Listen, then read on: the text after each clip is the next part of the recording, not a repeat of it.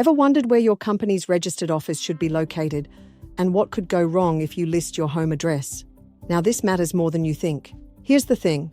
If you don't know what a company registered office is, or you've just put down your home address without giving it a second thought, you're not alone. A lot of small business owners do the same. But in this video, we're going to break down exactly what a registered office is, why it matters, what can go wrong, and how to get it right.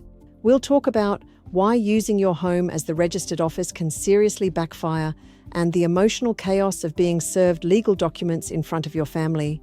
We'll look at how accountants manage your ASIC compliance quietly and efficiently. You'll hear how to avoid deregistration.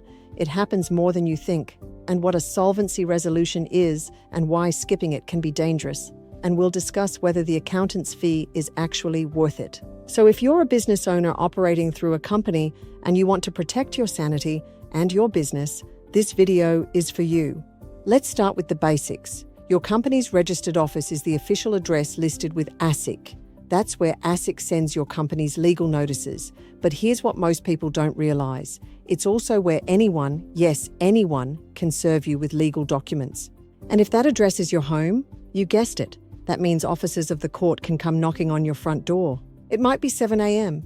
You might be in pajamas. Your kids might be having breakfast. And suddenly you're handed legal documents in front of your family. Even if the claims are baseless, the emotional hit, that's very real. Now imagine instead, those documents are discreetly delivered to your accountant's office.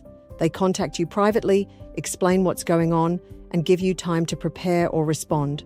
It's calmer, more professional, and less drama. Let me tell you about Kylie. Kylie ran a design business from home, super capable, smart operator, but she listed her home as the company's registered office, just ticking boxes when she set up the company. One day, someone she used to work with filed a dispute, so an officer of the court came to her house while she was playing with her daughter. Imagine the feeling of someone with court papers at your door. Kylie was rattled and upset. Even though the whole thing was thrown out later, the stress and embarrassment lingered. After that, she switched her registered office to her accountant, and things have run a lot more smoothly since. So what's involved in using your accountant's office as your registered office? Here's how it works. When you appoint your accountant as your ASIC agent and registered office, they take on a specific compliance role. They don't just receive your mail, they use specialized ASIC software to stay linked to ASIC on your behalf. It's similar to our ATO tax lodgement software. Every year, ASIC prepares your company's annual statement. If your registered office is your home and you don't have an ASIC agent, they'll post it to the address on file.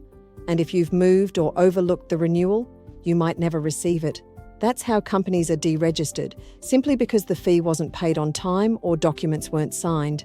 But with an accountant as the agent, they receive the statement from the software, prepare the correct documents like your solvency resolution, and send them to you for signing. Easy. No lost mail, no missed deadlines, no surprises. Next, let's talk about that solvency resolution for a second. If you don't know what a solvency resolution is, it's a document that the directors of a company must sign each year to declare that the company can pay its debts as and when they fall due. It sounds like just another piece of admin, but it's legally essential. Under the Corporations Act, if you don't prepare a solvency resolution within 2 months of receiving your annual statement, you're in breach. And if ASIC finds out, you could be hit with penalties, or worse, they might assume your company is insolvent and start deregistration processes. If that sounds dramatic, it's because it is. This isn't something you want to leave floating around in your inbox. Now back to the accountant's role. They don't just send you the annual statement and solvency resolution.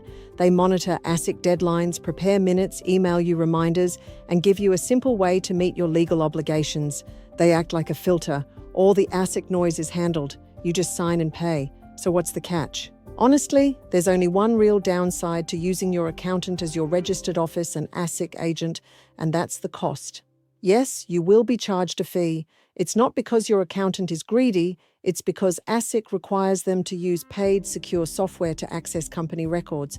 The process involves time, document prep, record keeping, and compliance monitoring.